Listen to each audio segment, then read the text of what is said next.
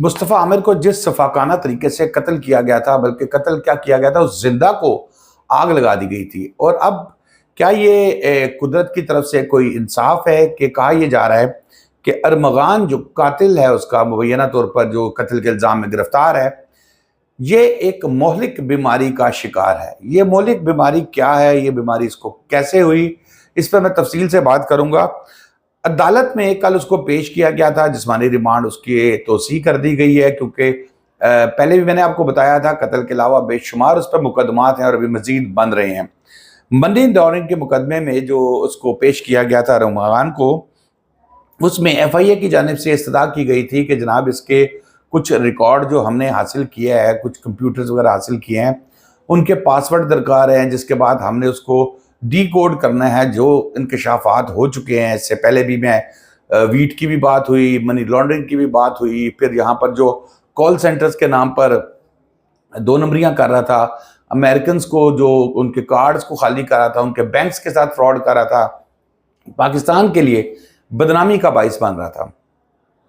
उस पे जब FIA ने तहकीकात शुरू की तो रोज़ एक नया पेंडोरा बॉक्स खुलता गया। आज जो मौलिक बीमारी की मैं बात कर रहा हूँ, उस पे वकील साहब जो हैं उन्होंने पेश हुए अदालत में और उन्होंने बताया कि अरमगान एक मौलिक बीमारी का शिकार है। लेकिन जब अदालत की जानिब से इसकी रिपोर्ट तलब की गई, मेडिकल रिपोर्ट तलब की गई, तो वो बताया ये गया कि मेडिकल रिपोर्ट्स में तो ये बहुत क्लियर है, इसमें कोई किसी किस्म की बीमारी नहीं है। अरमगान के रवैये में तब्दीली ये आई कि अरमगान पहले जो बोलता था, अब ज़रा वो खामोश रहने लगा। और फिर इसके जो वालिद हैं, उनके हवाले से भी यही इतलात हैं कि वो भी अब उनका भी सॉफ्टवेयर अपडेट हो गया है, वो भी उस तरीके से नहीं बोल रहे। अरमगान जो कर रहा है अदालत के अंदर खामोश होना, फिर जब पेशी पर उसके वकील उसकी वालदा के साथ आया तो शुरू में ये वालदा के गले पड़ गया कि मैं इसको वकील नहीं मानता। आपको याद होगा स्टार्ट में भी इसने यही काम किया था, मैं नहीं मानता। लेकिन जैसी अदालत लगती है, कोर्ट अदालत में आके बैठती है, तो अरमगान खामोश हो जाता है। उसके बाद फिर उससे वकालतनामा साइन करवा लिया जाता है और उसकी जगह पे आर्गूमेंट जो है वो शुरू कर दिए जाते हैं।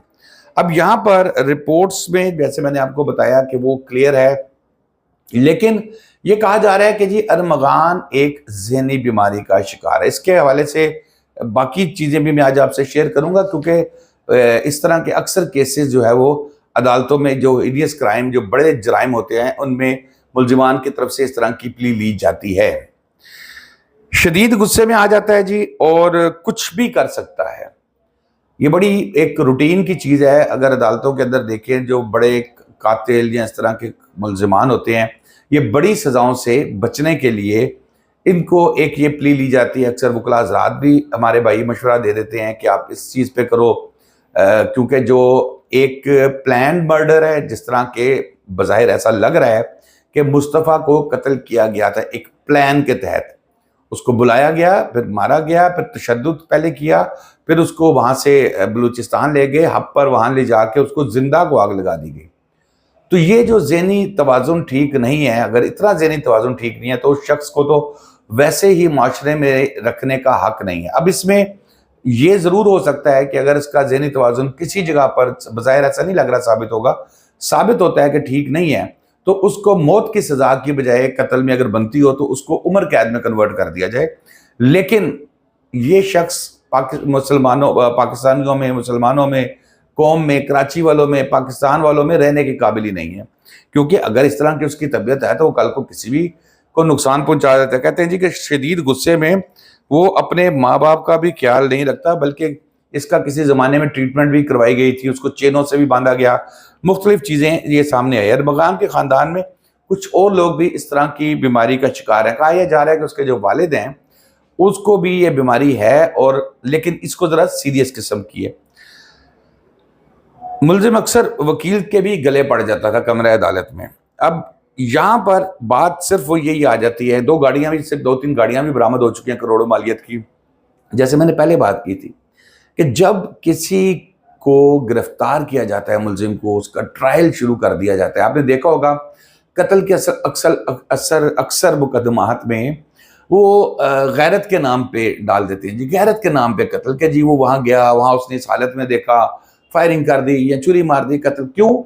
کہ ایک جو پلان کر کے قتل کیا جاتا ہے، جس میں پلاننگ کی جاتی ہے، جیسے بظاہر یہ ارمغان کا کیس لگ رہا ہے کہ پلاننگ کی، اس نے اپنے ایک ساتھی وہ شیراز کو بلایا، اس کے ساتھ بیٹھ کے پلاننگ کی، ایک خاتون بھی بیچ میں شامل تھی، شروع میں اس کا بھی نام آتا رہا، اس کو فون کیا گیا، اس کو مقتول کو، مصطفیٰ عامر کو، اور اس کو بلایا گیا۔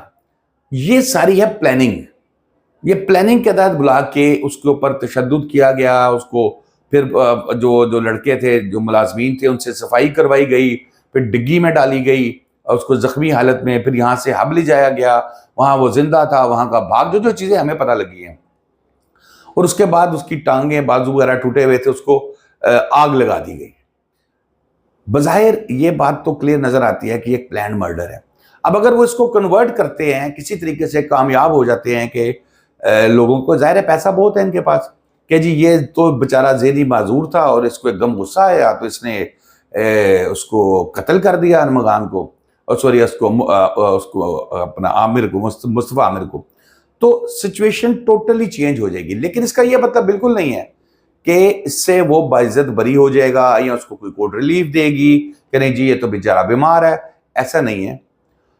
سزا تو ہوگی اگر پولیس اس میں تگڑی پروسیکیوشن کروانے میں کامیاب ہوتی ہے تو، لیکن اس کا فائدہ اٹھا کر کل کو بیل کے لیے بھی اپلائی کر سکتے ہیں کہ جی وہ ذہنی معذور ہے، لیکن میرے خیال میں اس طرح کے لوگ معاشرے میں رہنے کے قابل نہیں ہوتے۔ دوستو اب تک کے لیے اتنا ہی، شاداب ریاض کو اجازت دیجیے، اللہ حافظ۔